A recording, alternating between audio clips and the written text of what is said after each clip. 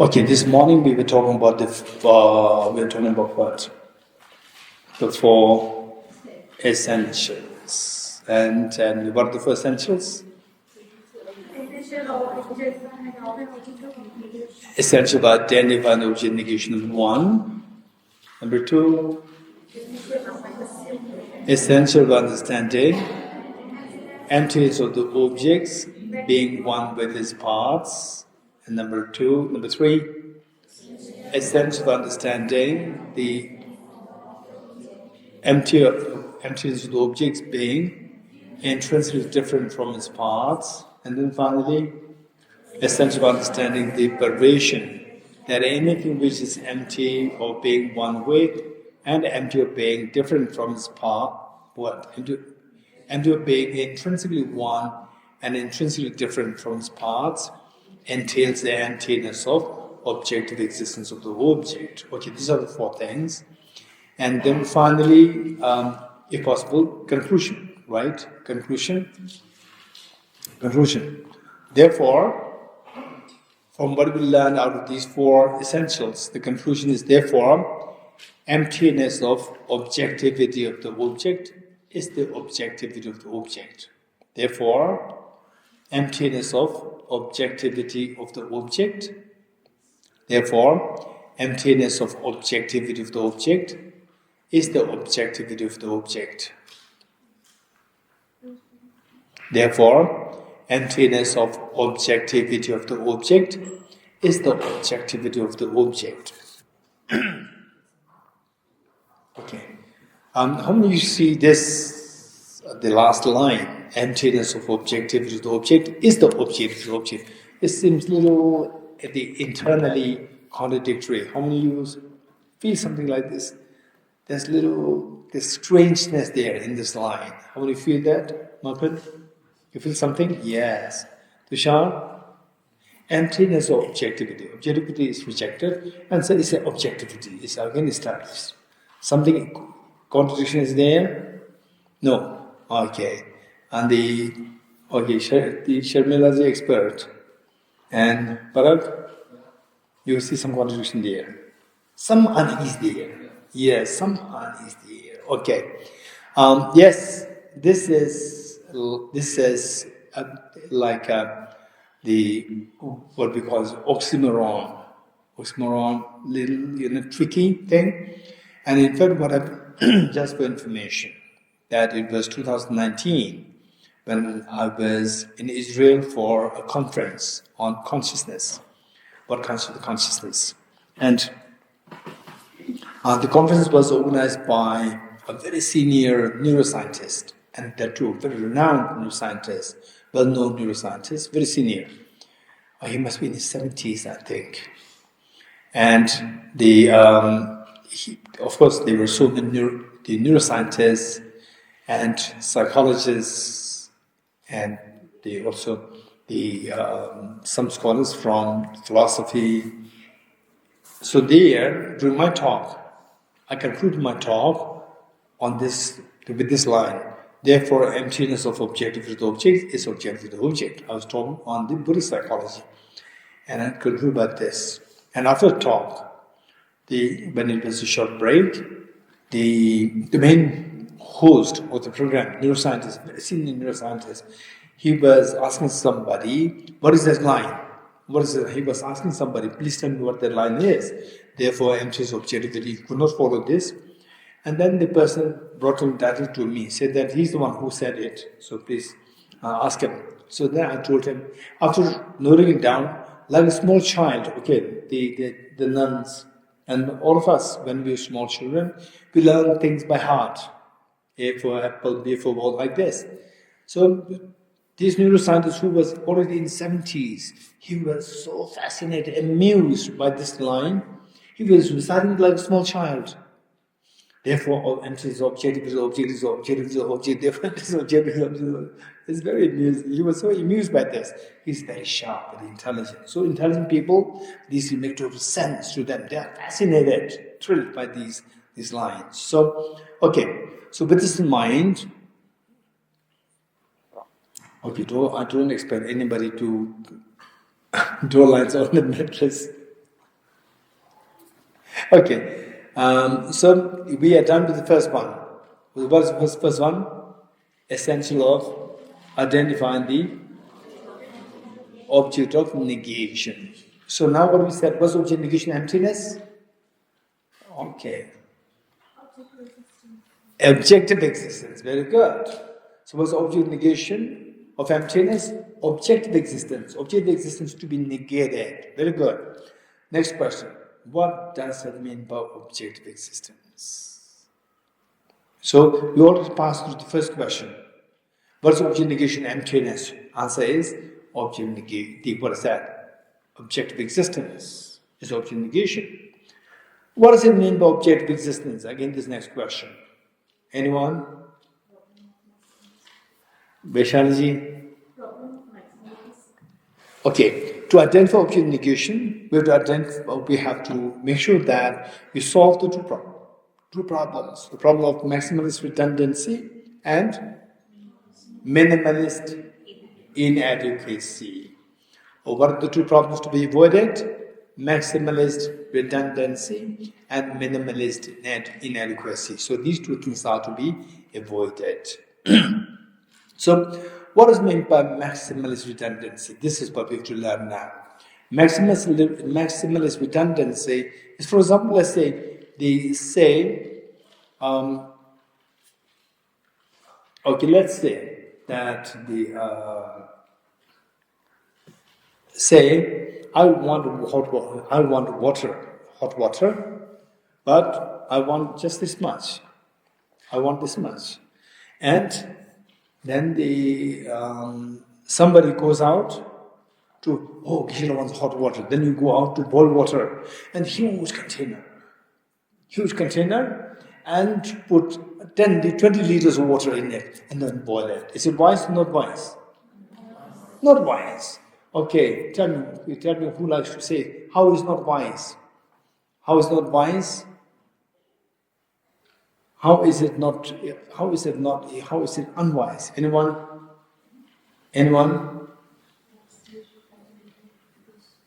Yes, Anila.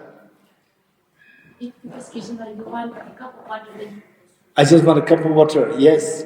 because if you want a cup of water, then you should boil it how much you want, not take 10 or 20 liters.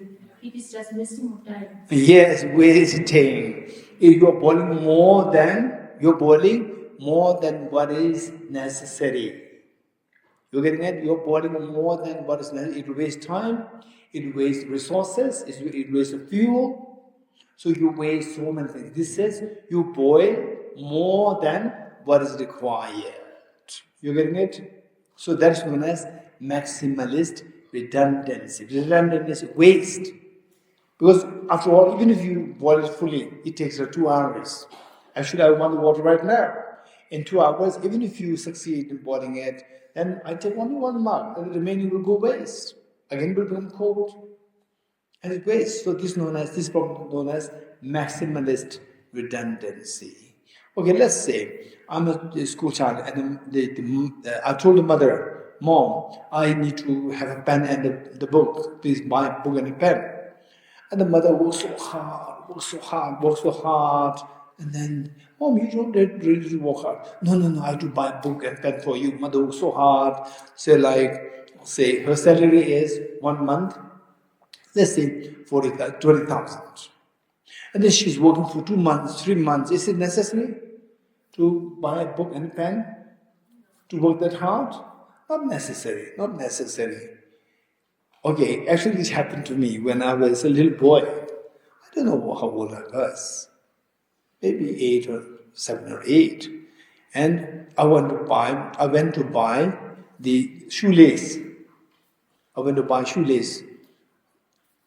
And in Tibetan, in the Migjay, you call it hamdok. No, shoelace, not the shoes. Juto. And the Tibetan also we call it juto. But as a little boy, I could not pronounce it so well. I said juto. I want juto. And I had 2 rupees. And it was, no, not 2 rupees. I think about like the 1 rupee. It cost about 25 paisa in those days. in those days when Tushar was not born. Right? Tushar was not born, David was not born. So, it was many years ago. 25 paisa is a lot in those days. So it just cost 25 paisa for the shoelace. But I said, I want Dettol. And the other person, the shopkeeper, heard Dettol. Still I remember so clearly. He said, no, you will not get Dettol. He also pronounced Dettol, not Dettol. He also pronounced Dettol, and I also said Dettol. And he said, no, boy, you will not get Dettol for 25 paisa. What to do now? Then again, I don't know how, somehow I got 2 rupees. I don't know how I get it. Then I gave me the 2 rupees. I gave it to him, and he gave me a Dettol. I said, no, I don't want this. I said, this is not what I make. You asked Dettol. I said, no, I did not. I asked Dettol. Both are saying the same word, Dettol. Both are pronouncing badly. And Father said, no, I want shoe Dettol. And then he said, okay, yes. Then he said, this is very cheap. Then he gave me the remaining 2 rupees, just took 25 paisa. I said, so what I'm saying is that, say, just to buy a small shoelace for 25 paisa, looking for 2 rupees is just extra waste of energy. You're getting it? It's just more than what you require. So if you identify more than what you require, you cannot see emptiness. So you have to identify the object of negation very, very precisely. And, okay, this is one problem. Now, say, I want a hot water. I want a hot water. And somebody say, to take a shower, hot water. And a person boils only this much water. Is it good? Not good. Good. Not good. No good. Okay. Why not good? Anyone? Huh?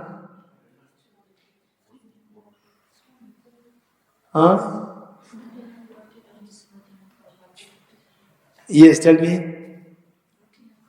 Not enough. She said not enough. This is known as minimalist inadequacy. Not enough means inadequate. Not enough means inadequate. You getting it? Say, again, when you identify the object negation, if it is too less, again, there's a problem. 2 more is a problem.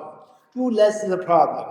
So what is the problem of the 2 more? What's the problem? What the problem is known as? Maximalist redundancy. 2 less, what's the problem known as? Minimalist inadequacy. Wow, Anila, they've become great expert. Oh. 5 days they become expert. Minimalist inadequacy, maximalist redundancy. Wow, okay. So, therefore, to identify, to cognize emptiness, to know emptiness, you must be so precise, not more, not less. It should be so precise. Identify object negation so precisely. Example that my teacher would give was, for example, let's say that when I was very young, not too young, I was maybe 21 or 22, I asked a question to my teacher on emptiness. So I have many teachers. In fact, the teacher that I'm talking about is your teacher, Geshe, also my teacher, and his teacher.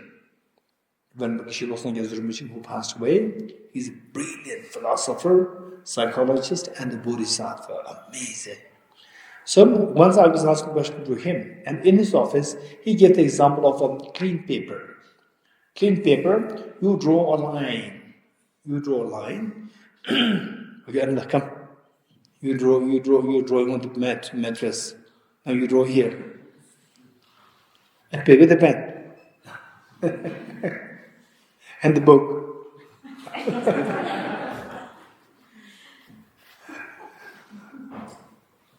Okay, now turn the page. Okay, now draw a line here. A straight line. No, longer. Oh, she wants a really straight line. I'm so impressed. It's like with the scale. Look.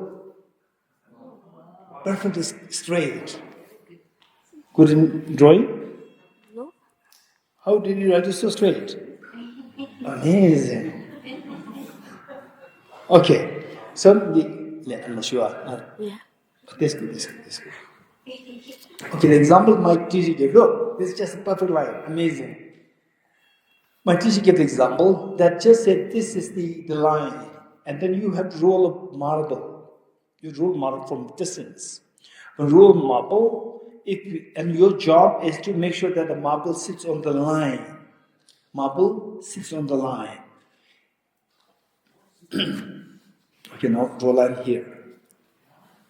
Here, little longer line.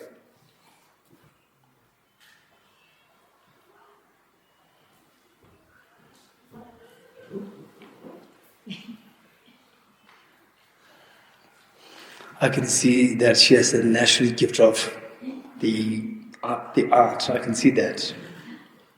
Thank you. This is also very straight, amazing. Look. Together. Tenzin? Tenzin, amazing. Wow. So my teacher said that when you roll a marble from distance, and your job is to let the marble sit on the line, just on the line. Now listen, if you put too much effort, what happens? Too much effort, too much force, what will happen? It will overshoot. It will overshoot and cross the line. This is known as maximalist redundancy. Maximalist redundancy. Okay, second try. With the second attempt, okay, I put lots of force and it overshot.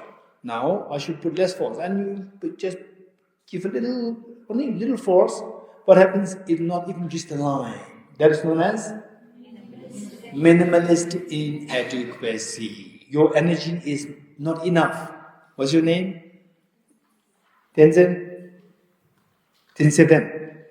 Tenzin said not enough. Not enough meaning inadequate. You don't have adequate energy. It is inadequate energy. So therefore you cannot even hit the line.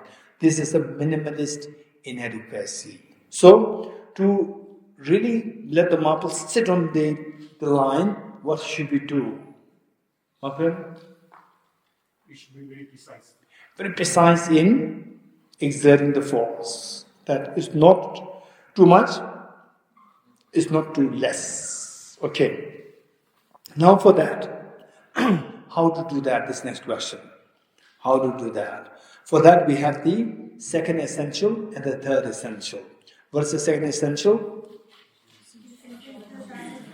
Essential of understanding the emptiness of the objects being intrinsically one with this part. Intrinsic meaning? What's the meaning of intrinsic?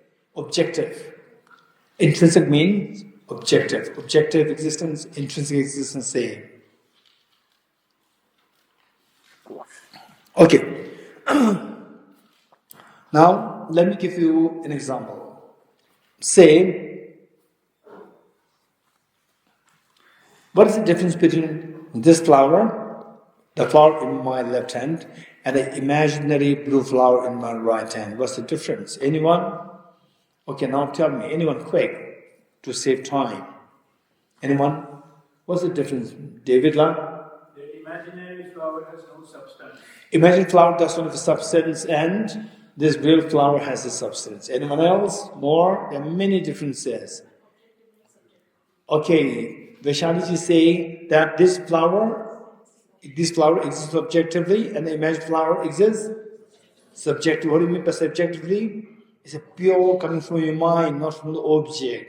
Now, keeping this in mind, the Buddha taught that everything is subjective. You're getting it? Everything's like the imagined flower. Okay. When you look at this flower, you see like imagined flower, real flower.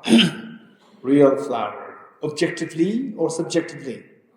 Objectively. This is our ignorance. So therefore, we have to know that we can get a feeling. We should get it after learning of emptiness, after practicing this, you should get a feeling that even this flower is like an imaginary flower. Okay. Which means even the people around, they are like imaginary. Okay, with this, now there is one confusion. That is subjective and imaginary. What's the difference between the two? The flower is subjective versus the flower is imaginary. Do you see difference, or do you see the two as same? How many of you see these two as same? Same. Subjective and imaginary. These two mean the same. Raise hands.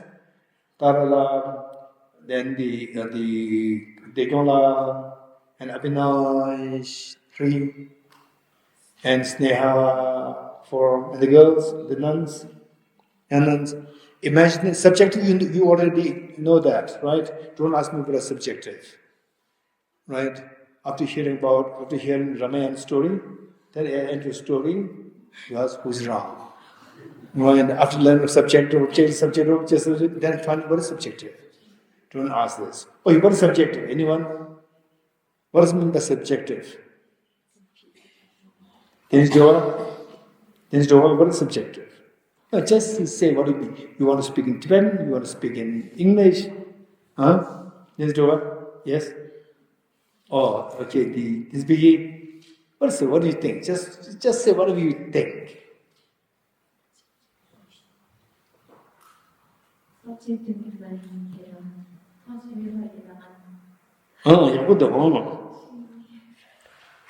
Man, you said Tongje Meba.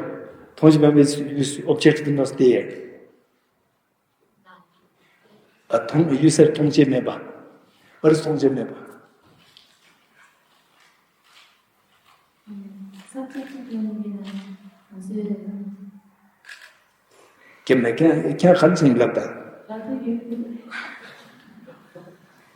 Okay, anyone? What does it mean by subjective? Huh? What is subjective? Okay, the flower is subjective, dream is subjective or objective? You know that. So why is dream is subjective? Why? Yes. So subject means something which comes from your mind. Something which comes from your mind, not from the object, but from the subject mind. Something which comes from the mind is known as subjective. Now, imaginary is also coming from your mind, yes? Imaginary is also coming from your mind. So these two are very similar. But something which is subjective, something which is imaginary, these are very subjective. Now the difference is, when you say that the Buddha told everything is subjective, doesn't mean that everything is imaginary. Imaginary means nihilism.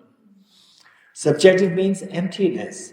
Emptiness is not nihilism. Emptiness is the middle way. How is emptiness the middle way? Emptiness equals dependent origination.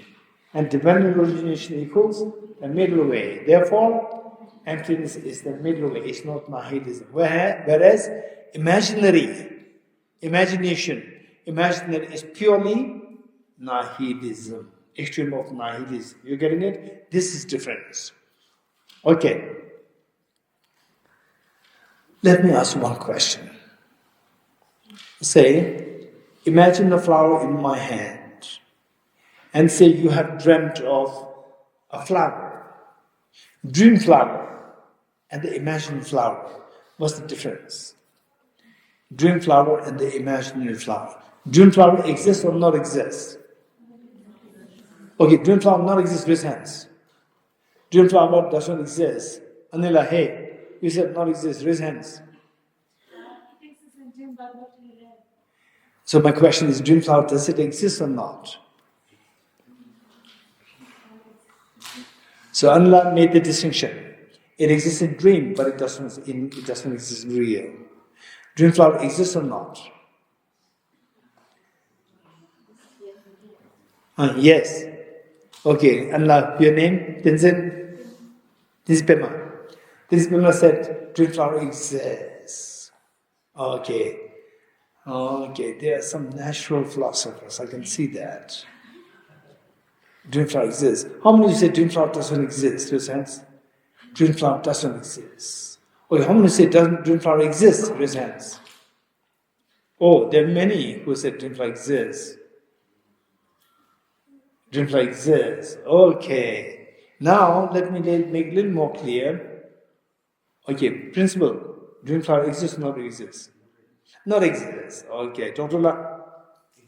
It exists. Okay, Sirundula. It exists. Okay. Now the Namjala. It exists or not? It exists. Okay. Eva. Dream flower exists, not exists? Huh? You never analyzed. Okay, dream flower exists. Lopsanga. Dream flower exists, not exists? It exists. Okay, there are many people who believe that dream flower exists. Now my next question is, oh, Samola, dream flower exists or not exists? Okay. Okay, how many you said subjectively yes, otherwise no? Makes sense? Okay, subjectively yes, otherwise no. Okay. So the Buddha said everything is subjective, right? So when you go to a shop to buy bread, give me a subjective bread. Right? Someone will say this, give me a subjective bread, because subjective is great. Right? Okay. So okay, now let me put it like this. Dream flower exists as a real flower. True, not true? Dream flower exists as a real flower. True, not true? Not true. Dream flower exists as a dream flower. True, not true? True. So because although the dream flower is not the real flower, but it exists as a dream flower. True, not true? Good. So we can say that dream flower exists, but it doesn't exist as a real flower. What Tenzin Norröna said, dream flower exists as a dream flower, but it doesn't exist as a real flower. Now the imagined flower, does it exist or not? Imagined flower. Imagined flower, does it exist or not? Okay, for the time being, let's say no, it doesn't exist. That's better, right? Because we don't have much time. Now let's say that what are we trying to examine? We're trying to examine if the flower exists objectively or not. You getting it? So what is object negation of the flower? What is object negation of the emptiness of the flower? What is the first essential? Essential for identifying the object negation. What is the object negation of the emptiness of the flower? Anyone? Yes, the Sneha, louder. Object existence of the flower. Of the flower. Because that when you say just emptiness without the flower, you can say objective existence. When I say the emptiness of the flower, then you say objective existence of the flower. You are getting it? Emptiness, okay. What is the emptiness of the here? Tenzin? What is the object negation of emptiness of Tenzin? Anyone? Here, Amira. Okay, the Tenzin is saying that objective existence of Tenzin Chenzumla is the object negation of emptiness of Tenzin Chenzumla. How many agree with Tenzin sense? Oh, everybody agrees. Thank you. Good. Now, you have to say object negation means to be rejected or to establish.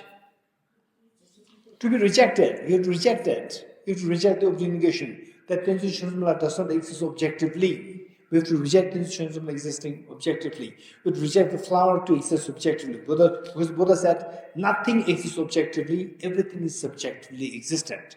Now, but when you see around, we see things as objectively real.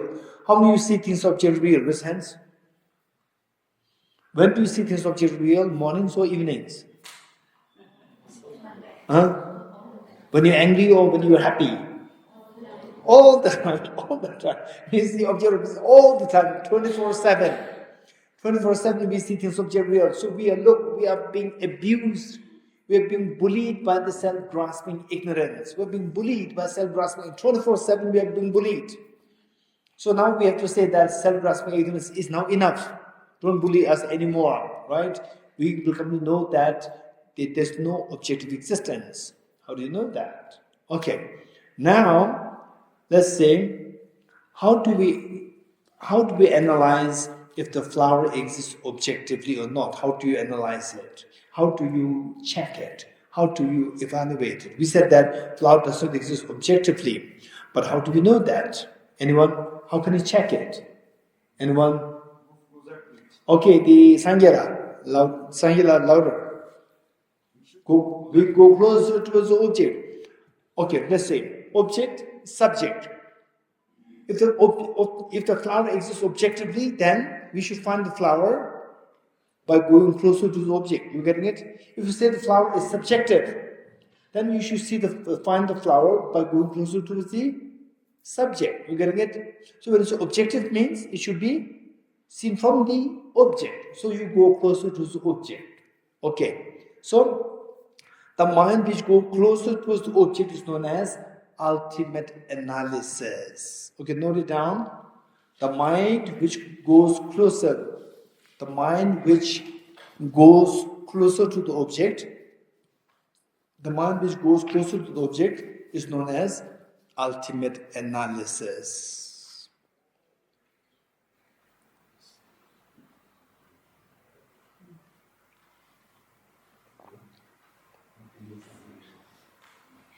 Okay.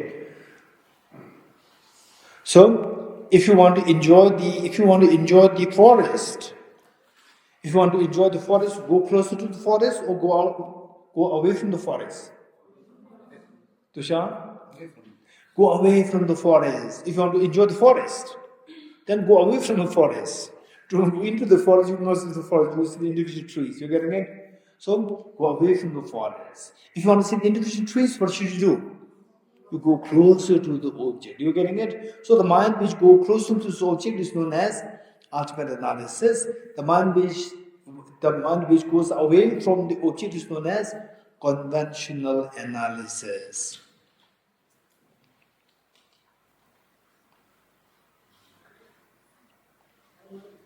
The mind which goes closer to the object is known as ultimate analysis, and the mind which go away from the object is known as conventional analysis. Our minds should necessarily be either ultimate analysis or conventional analysis. Okay, are you seeing the planet Earth? Are you seeing the planet Earth? Who is seeing planet Earth? Huh? Tenzin? Bema? Tenzin, are you seeing planet Earth? Wow, this is amazing. I see planet round. Okay, who's seen planet Earth? The show. The show. Just now. No. He said there is a program called the Planet Earth Show. The show, okay. Right now, who's seen planet Earth? Right now, we are not seeing the show. Yes. Who is in the planet Earth now? Except for Tenzin Pema. But we never know. She can be right, we are wrong. You're getting it? We never know. Okay. Say, why don't we see the planet Earth? When will we see the planet Earth? By going at distance from planet Earth or by on the planet Earth? Distance. From the distance you see the planet Earth is so beautiful. It's a blue planet. Because the major part of the planet Earth is water. Because it's seen as a blue planet. It looks like crystals. So beautiful. Glittering. Beautiful. But from distance, our planet Earth is not that beautiful. The Tawang is very beautiful. Otherwise, many places are not really beautiful. So, by being too close, you don't see planet Earth. Going away, you see planet Earth. But later on, when this Bimala learns debate, then she may come to argue with us, right? But then I'll be a little older, then I may not be able to defend my position. And then you will say, what? 10 years ago you said that I could not see planet Earth. Now you are proven. Okay. So this is a huge debate. It's a huge debate. It's not an easy thing. So for time, I just that we are not seeing it. But if somebody debates, it's very difficult to defend it. Okay. I've seen the floor. Are you seeing the floor? Okay, now tell me. Let me defend this, Bimala. Saying, those of us who said that we don't see the planet Earth, why don't we see the planet Earth? Where we are sitting, is this a part of planet Earth or not? It is, but still we are not seeing the planet Earth. So why we are not seeing the planet Earth? Anyone? Why we are not seeing the planet Earth? Okay, let me ask the Tamila. Are we seeing planet Earth or not? Are you seeing planet Earth now? Yes. You cannot. Why not? Oh, after lunch, people talk very strange things.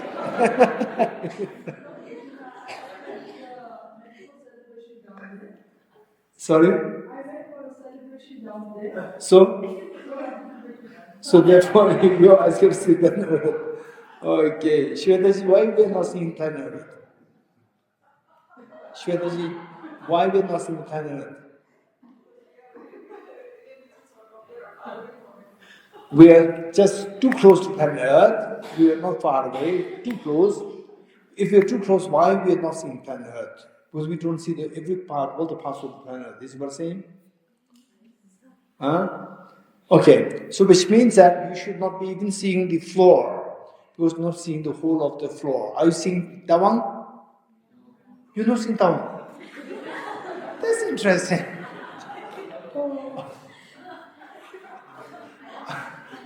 Outside the people may think there's a group of crazy people. Some say that we are far away from that area. Some say we are not seeing Tawang. You came here to see Tawang? Hey, David, are you seeing Tawang? No. You don't see Tawang. Oh, you came here not to see Tawang. Okay. Hansla. No, this is Tawang actually.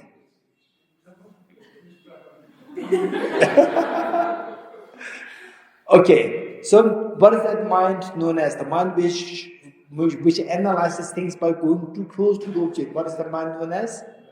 Ultimate analysis. What is mind which analyzes things from distance?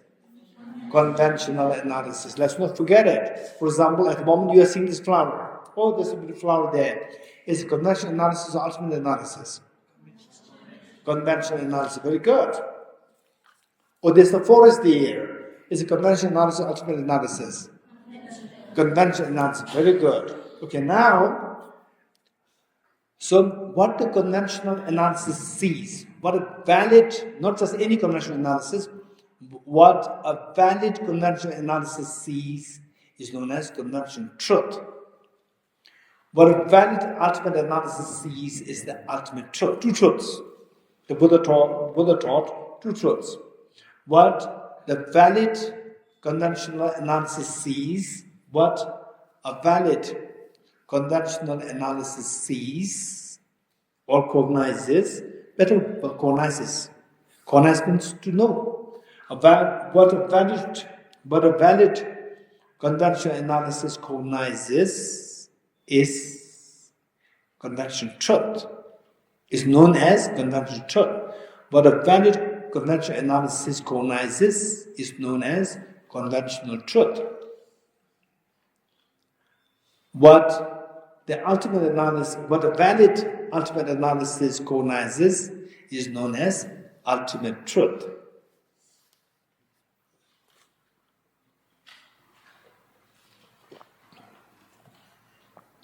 If somebody asks you, Buddha taught two truths. Ultimate truth and conventional truth. What do you mean by conventional truth? What do you mean to say? An object that is cognized. An object, a valid conventional ultimate truth is object which a valid ultimate analysis cognizes is ultimate truth. An object which a valid ultimate analysis cognizes is ultimate truth. And what's conventional truth?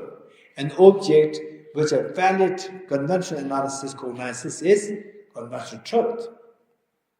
Okay, is there anybody who would like to would share with us what is meant by conventional truth. Anyone?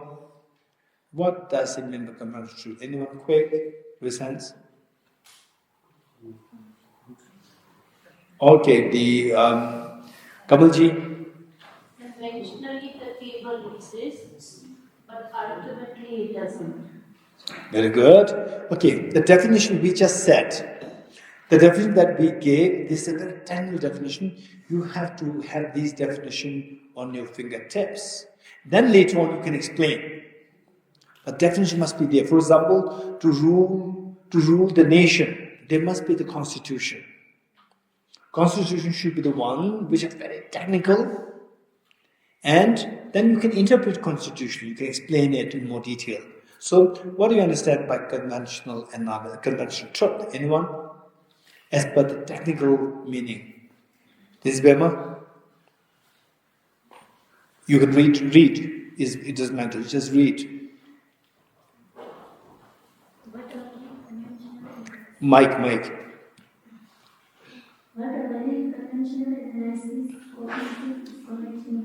Very good. What a valid conventional analysis cognizes is the conventional truth. Okay, and this is Siddhala. Right? What is ultimate truth?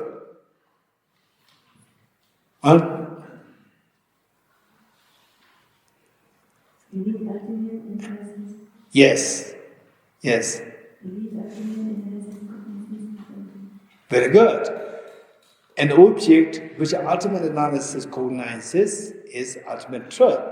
Okay, how many agree with Tenzin, Pamela, and Tenzin Siddhala? Presents? We all agree. Very good. Now the next question is that, okay, let's see. The flower, how do you see this? Object real or subject real? Object real. If you see the ultimate, if you see flower's object real, to see whether the flower really exists objectively or not, we should do two minds are going to use ultimate analysis, conventional analysis. This Bibla and this is Newton. This is Newton. Both of them are saying that we have to use ultimate analysis. How many agree with two of them? Okay, everybody agrees. Thank you. Now, so to see whether the flower exists objectively or not, we have to use the ultimate analysis. And how can we use ultimate analysis? By going closer to the object. Okay, remember what Arunachal taught. I think we wrote it last time, but if you don't know write it, you can write it now. I think you wrote it. Arunachal taught, if the mirage were to be water, why not? Okay, this is not read it. If the mirage were to be water, why not those close by the mirage see water? This is not saying, if the mirage were to be water, why not those close by the mirage see water? Did you find it? Namjala, did you find it? You didn't find it. Okay, let's write it down. This is written by Arya Nagarjuna. Arya Nagarjuna. In the text, what's the text? Precious garland. In English, precious garland. In Sanskrit, Ratnamala or Ratnavadi. In Tibetan, Rinchen Tengwa. Uma Rinchen Tengwa. Okay. So here, Uma Rinchen Tengwa. In the text, Arya taught, if the mirage were to be water. If the mirage were to be water, why not those close by the mirage see water? If the mirage were to be water, why not those close by the mirage see water? Okay, so that is Arunachal is teaching us the ultimate analysis. How should we use ultimate analysis to see the flower, if the flower exists objectively or not? Okay, now you use ultimate analysis by going closer to the object. Okay, do you agree with me? This is very important. By going closer to the object, first you see the cells. The flower is very beautiful, but if you go inside, you see these cells, and cells are not beautiful. And within the cells, they are the nucleus. And within the nucleus, you will see the chromosomes. And chroma is not at all beautiful. And in fact, what I would suggest is that Chulakandela is here. Chulakandela will take the NASA company's the document film. Chulakandela, you already have it. You don't have it. You have it, and Chulakandela will distribute to all of us. To all of us, you make sure to get it. Document film by NASA company. NASA company. It's just about I don't know, 5-10 minutes. 5 minutes, very short. So there, this shows how you see as a leaf, which looks beautiful, nice. And we go in, then you see the cells, the nucleus, the chromosomes, and DNA molecules, atoms. You'll start to see all these things. So that mind is what? Ultimate analysis, conventional analysis. Ultimate analysis. By going there, this is why did we use this mind? Why did we use this ultimate analysis to look for what? To look for objective flower. If the flower exists objectively, right? And then you go inside, you see the flower disappears. There's no flower. So now, see, who decides the flower exists or not? Ultimate analysis or conventional analysis? Okay, who decides whether the flower exists or not? Ultimate analysis or conventional analysis? Okay, now I'm not going to decide anything. If you want to change your mind, change your mind. It's fine. We are growing. We're growing. So who decides if a flower exists or not? This is my first question. Which of two minds decide that a flower exists or not? This is my first question. What do you say? Okay, and if you now say conventional analysis, okay. Who decides, which of two minds decide if the flower exists objectively or not? Ultimate analysis, very good. So therefore, if the ultimate analysis doesn't see the flower, it doesn't mean the flower doesn't exist. Let me repeat it. If the ultimate analysis sees that the flower is not there, it doesn't mean that the flower is non-existent. It simply means the flower is objectively non-existent. Flower doesn't exist objectively because this mind is not analyzing the flower; it's analyzing the objective flower. So it goes to the ultimate analysis. From distance, you can see the forest. Whether the forest is there or not, who decides? The mind from distance or mind nearby the forest? Mind from distance. You're getting it? Forest, is it real or not? Forest exists or not? Of course. If it doesn't exist, then the forest department is not possible. There's a whole forest department. You're getting it? I saw that. There's a vehicle where it says the forest department. Right? If the forest is not there, why should there be the forest department? You're getting it? Forest should be there. But when you go inside, the forest disappears. It doesn't mean that the forest is non-existent. It simply means what? Forest is empty of objective reality. Let me say this again, this is very important. If you get a correct answer, if it makes you think, you're very fortunate. Okay, say, this is a flower, and you see this as objectively real. And how do we analyze if this flower exists objectively or not? Which of the two minds are going to use? Ultimate analysis. By using the ultimate analysis, what happens to the flower? The flower disappears. It's just you see the atoms. Okay. Now the flower disappears. There's no flower. So, now does it mean that there's no flower? Because to this mind, the flower disappears. Does it mean the flower is non-existent? So it means what? It simply means the flower doesn't exist objectively. It doesn't mean flower exists or not exists. It simply means flower doesn't exist objectively because this mind is not interested to check if the flower exists or not exists. It's only interested in checking if the flower exists objectively or not. You're getting it? Okay. So with this analysis, you see that the flower disappears. Now, essential, we are done with the first essential. We're left with second, third, and fourth. Okay, now we're going to do the second second, third. Let's say, if somebody tells me, okay, Anila, what's your name? This is Hagi. Okay, let's say, I'll ask, this is Hagila. This is Hagila, you tell me.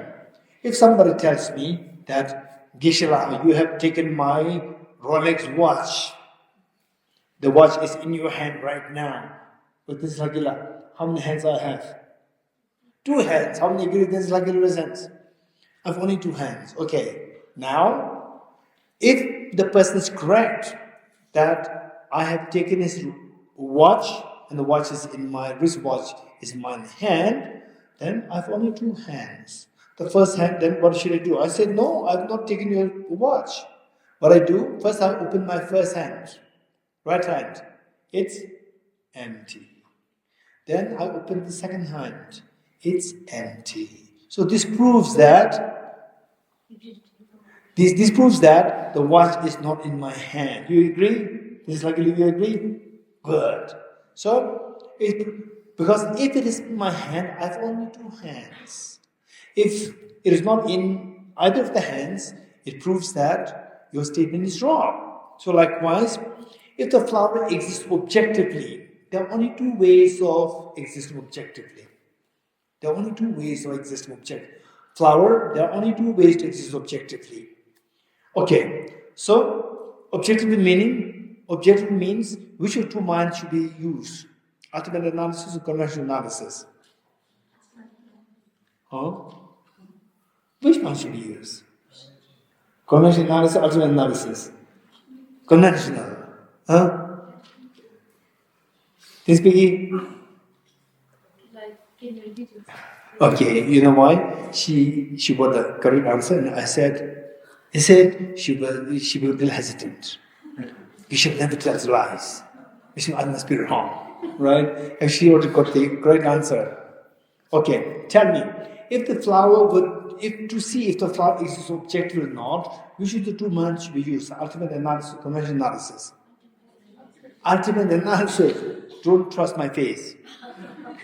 Don't trust my face. Sometimes I can trick you. You're going to see your competence. Okay. Losar, yes? What yes? Because he's a journalist and he's a document filmmaker. He'll tell me, don't trust Kishra's face, right? Okay. Look, so if the flower exists objectively, then we use the ultimate analysis. Using the ultimate analysis, you end up seeing the atoms, yes? Atoms. Okay. Now I said that if the flower exists objectively, there are only 2 ways to exist objective. Only 2 ways. So, by using ultimate analysis, you see the atoms. Okay, now imagine you are just seeing the pool of atoms.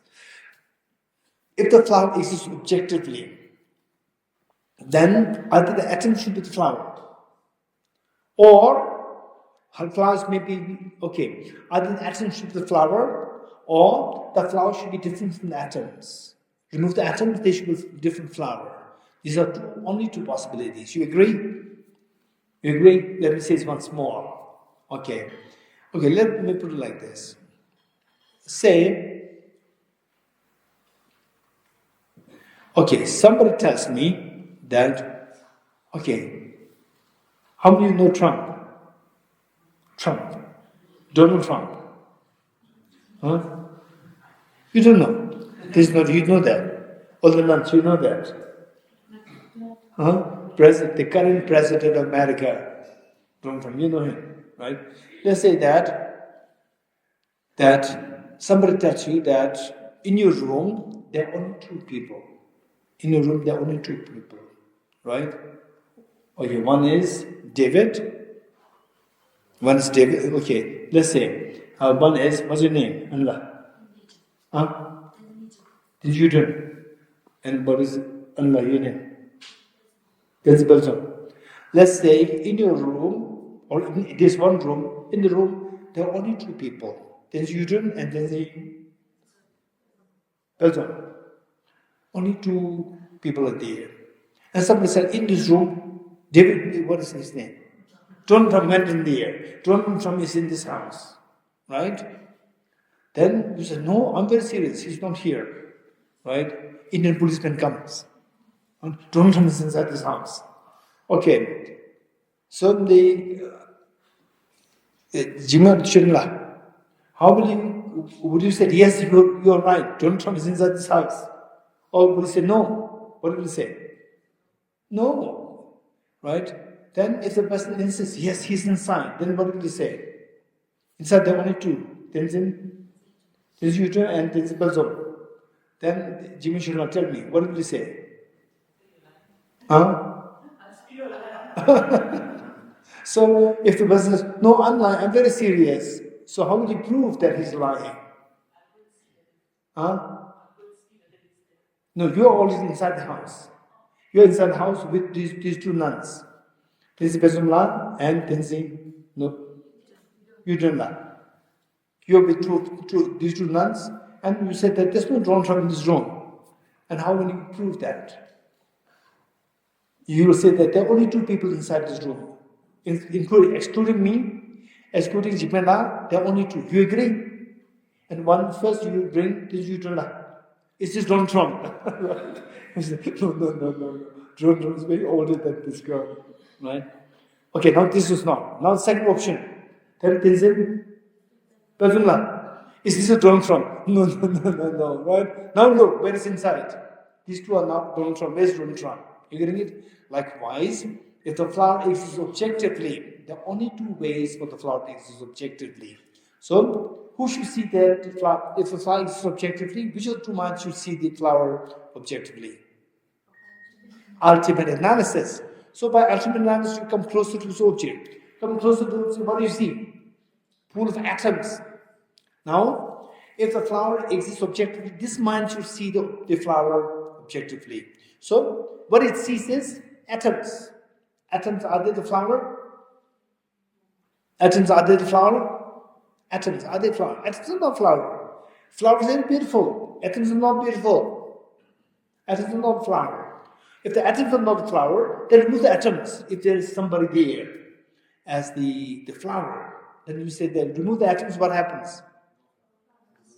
No flower, nothing is there. So, atoms and the flower, these two are not one. Atoms are not flower. You understand it? Atoms are not flower. And remove the atoms, there's no flower different from the atoms.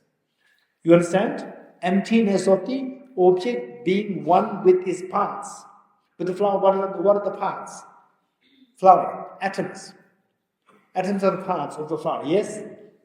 These atoms, are they the flower? No. Flower is very beautiful. Atoms are not beautiful. So atoms are not flower. So atoms and flower, these two are not one. Now if these two are not one, then if there's a flower different from the atoms, how to check that? Remove the atoms. Remove the atoms to see if there's a flower different from the atoms. Remove the atoms, what happens? There's no flower left. There's nothing there. So the flower is not one with atoms, not different from the atoms. You understand? How many got it at 50% with hands? Okay. Is there anybody who likes to explain this? Who likes to explain this? In your own words, anyone? Who like to try? Sharon, you like to try? Yes. Mike.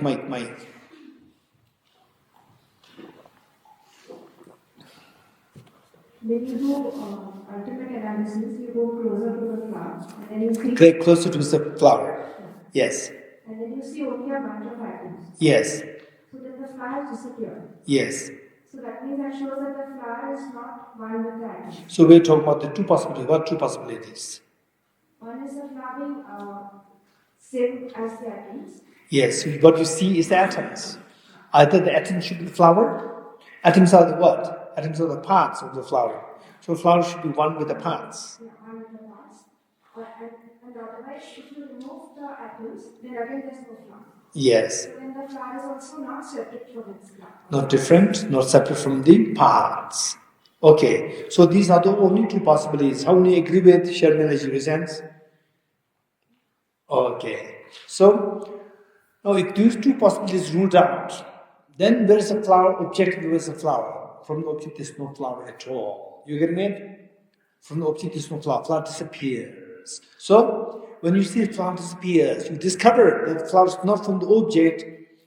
This mind, ultimate analysis, sees what? That the flower is empty from the object. Or the flower is objectively empty.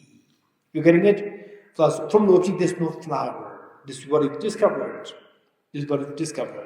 Okay, so what is this? What is the essential number 2? Essential number 2. Essential of understanding the emptiness of the objects being intrinsically one. Intrinsic one meaning objective one. The flower and the atoms, they're one. They're one? No, it's empty of being one. Empty of being one meaning not one. Done. Now different atoms and the flower, are they different? Remove the atoms. Is there flower when the atoms are removed? No flower. This means atoms and the flower, the parts, the flower and its parts, they are not intrinsically different. Atoms are here and the parts of the flower is here. No, it's also not true. So therefore, these are the only 2 possibilities for the flower to exist objectively. How many agree with me, Present? These are only 2 possibilities. If the flower exists objectively, these are only 2 possibilities. Say, if somebody is inside, let's say that, okay, in the house, there's only one, children. If there's only the children, and somebody says that Mr. Trump gets into this house, Mr. Trump is inside this house, right? Then the Azizimila will take the children. Is this Trump? Say no, right? This is not Trump. Then, if this is not Trump, then is it different from this girl as the Trump? Remove the children, they take out. What is left inside? No one. So, these are only 2 ways to say Trump is in the house. Yes? But both the possibilities are ruled out. Ruled out meaning rejected. So therefore, you prove that inside the house there is no Mr. Trump. You agree? Likewise, if the flower exists objectively, there are only 2 ways to exist objectively. Either the atom should be the flower, or different from the atom should be the flower. If these 2 things are ruled out, then, where's the flower? Earlier I saw the flower. Okay, now it's not there. You discover that in this your mind, flower disappears. When the flower disappears in your mind, you feel that initially you get a tinge of fear. Tinge of fear will come. With the flower, not with the flower, you also do the same thing with yourself. You see yourself as so objectively real. You analyze the same thing, and again this I disappears. It's very scary. Initially, it's very scary. Initially. Because why scare? Why will you feel the fear? Because that it contradicts with our chronic disease of self-grasping ignorance. We have this self-grasp, believing this self as objectively real all the time. Now, for the first time, this wisdom is realizing that the self exists just subjectively. Objective is empty, then the fear comes. Then you meditate on this more and more. Gradually, the fear dissolves. Fear dissolves, and your mind will feel comfortable with the wisdom. Earlier, your mind is so comfortable with the ignorance. Earlier, your mind is so comfortable with the ignorance. Now, with the wisdom way better.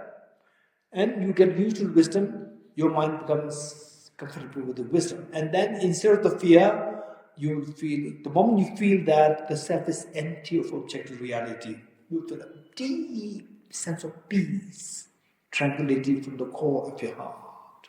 This experience we have never felt before. Once you get a glimpse of emptiness, you feel this, the extremely profound tranquility at the core of your heart. Amazing. It's so precious.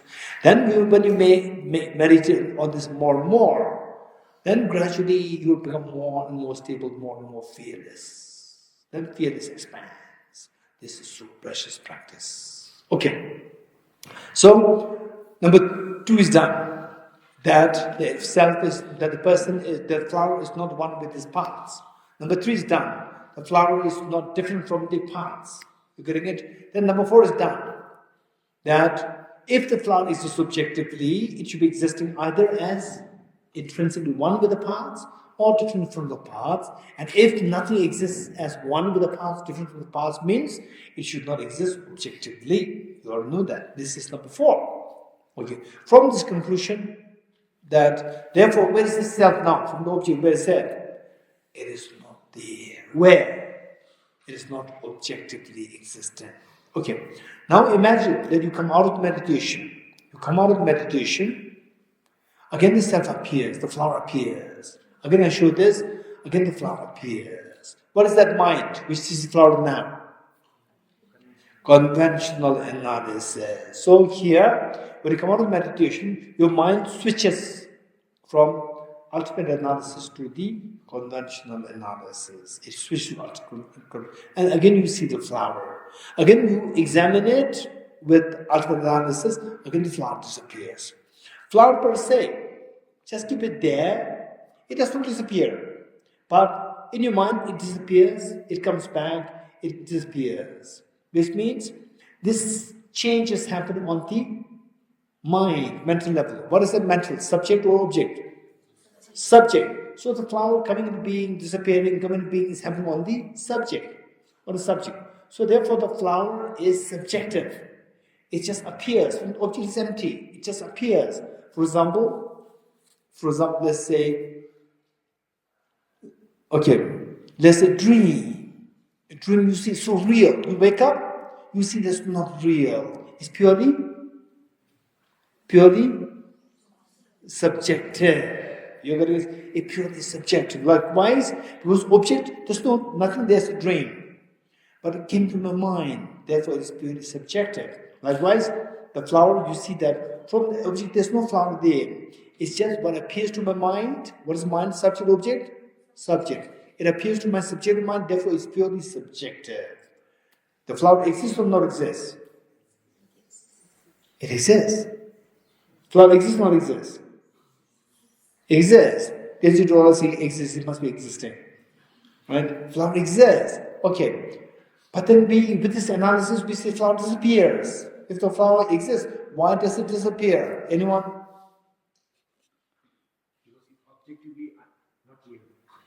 Okay, so it disappears does not mean the flower does not exist. It simply means it does not exist objectively. Objective flower disappears. You getting it? Okay, very good. Very good.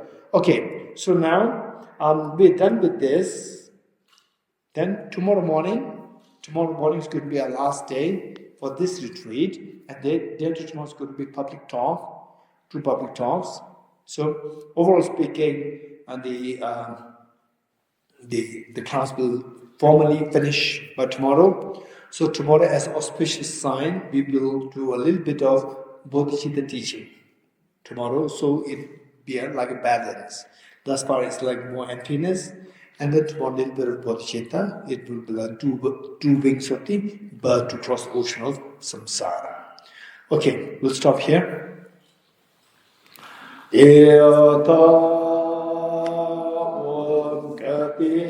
Kati Paramati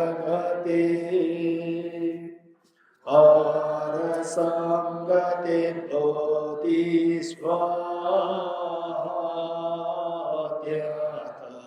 Om Gati Kati Paramati Parasangati Bodhisvatyata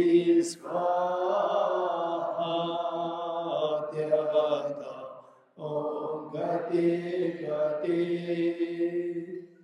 Paragati Parasangati Bodhisvatyata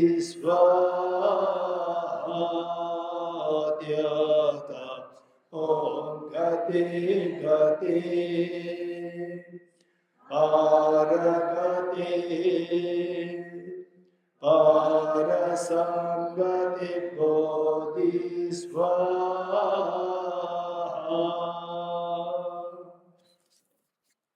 Okay, end dedication prayer. Page 52.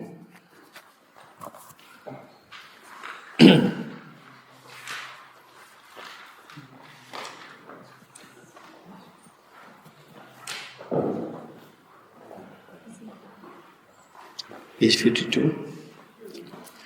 I dedicate the merit thus gathered towards the realization of the deeds and the prayers of Buddhas and Bodhisattvas all 3 times, and to the upholding of the doctrine, scripture, and insight. May in all lives, through the force of this merit, never separate from the 4 wheels of the Mahayana vehicle, and accomplish all the stages of the path, renunciation, bodhicitta, perfect and the 2 stages. From our 2 collections, vast the space that we have amassed, from working with effort at this practice for a great length of time, may I become the chief leading Buddha for all those whose minds wisdom eyes plan to make millions. 3 prayers together.